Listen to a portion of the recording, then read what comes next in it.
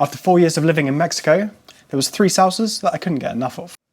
Each one taught me something different about flavour, texture and balance. I also learned there are no rules. Well, just one. They have to taste good.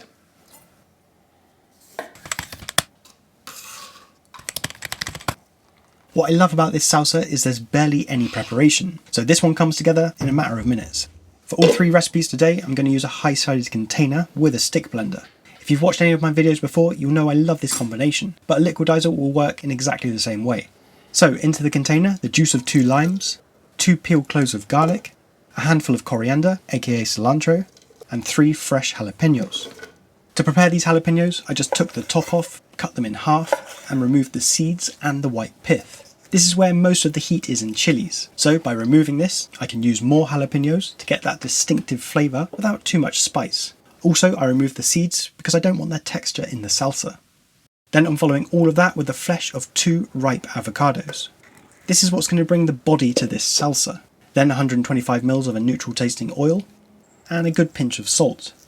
I'm just going to blend that until I have a thick, relatively smooth consistency. Now this next step is a variable every time I make this salsa. Because of the different sizes and ripeness of avocados, the salsa always comes out at a different thickness. This time for me is very thick, almost the consistency of Greek yogurt. So I'm adding around 100 ml of water and blending that in. This salsa will always be thick, it's not really a pourable one. It's more of a spread or a dip. Taste for seasoning and make any adjustments if you need with lime juice or salt. Right, Mexico, you're going to have to forgive me. I can't find any decent totopos in England, so I'm stuck with these. But with a bit of salsa, they'll be good. It's so good. It's fresh. It's so creamy. So much body. You can taste the cilantro. You can taste a little hint from the garlic. A little hint from the jalapeños. This is really nice. Really fresh. Can go with so many things. This is a really good salsa to have in your toolkit. Right, on to the next.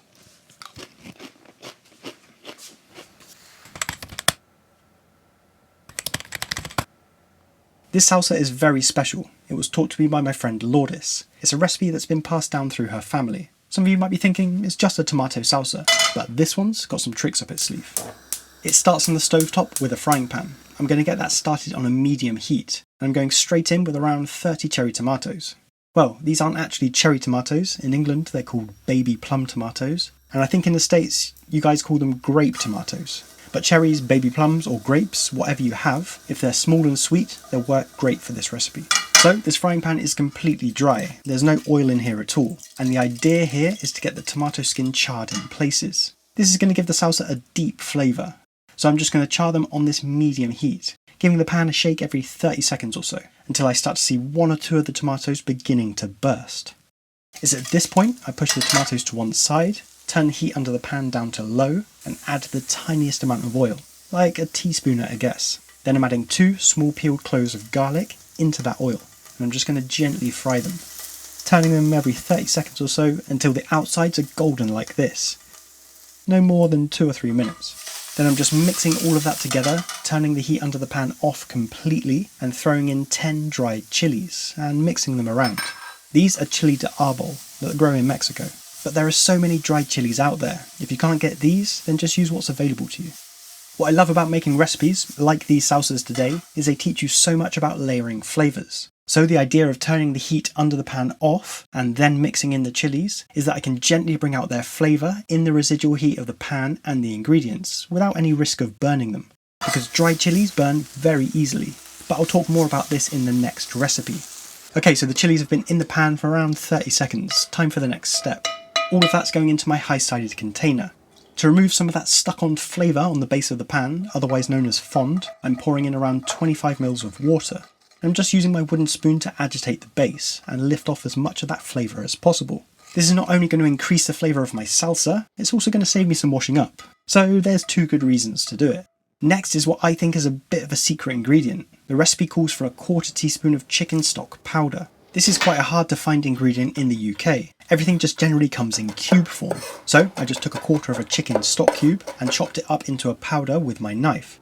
Then I'm following that with a very small pinch of salt. I've set my stick blender to a medium speed because I don't want to blitz these ingredients too much, because I want to keep some of the texture of the tomatoes. I'm also not going to blend this for too long for the same reason. Okay, so the texture looks good, it's got a loose consistency, but crucially still with some body from the tomatoes. But taste-wise, it needs a little more salt.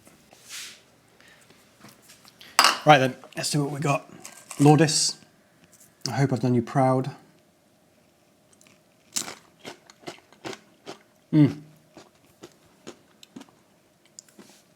The thing that makes this one is using the small sweet tomatoes. That's what sets this one apart. Fantastic heat from the chilies. This is like a classic, really good taqueria style salsa. This is the sort of thing that will be on your table when you go for some really good tacos. This one, super special. On to the next.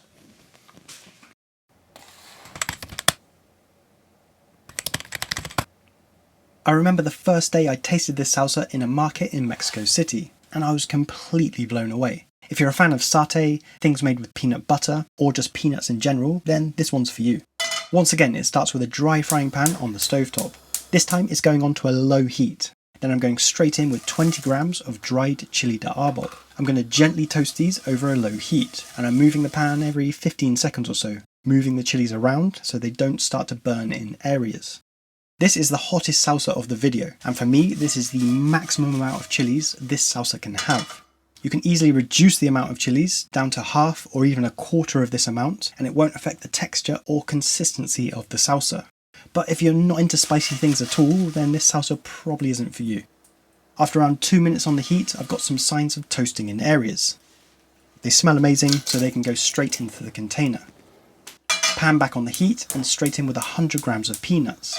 These peanuts are raw and unsalted, they've just had the skins removed. I'm going to gently toast these in the pan that's still over a low heat, probably for around 5 minutes in total. I want to unlock the flavour of these peanuts through toasting because they are the backbone of this salsa. Okay, so after around 5 minutes of toasting, my peanuts are golden in areas and smelling fantastic.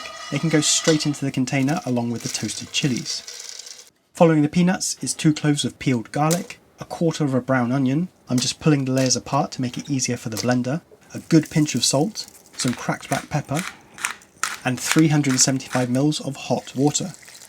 It's important that the water is hot. It's not boiling, but it's very hot. This is going to help with 2 things. The first is it's taking the raw edge off of the garlic and the onion by gently cooking them.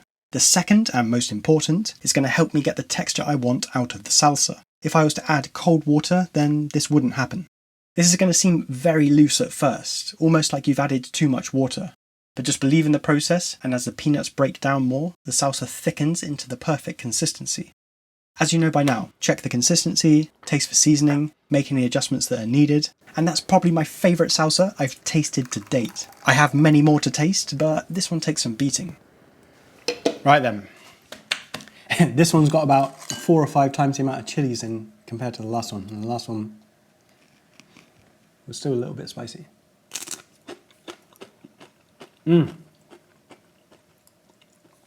It's spicy, but the flavour is out of this world. I can't describe it. It's not fresh and zingy like the avocado one. It's just got a depth. It's like satay, but in another direction. This is delicious.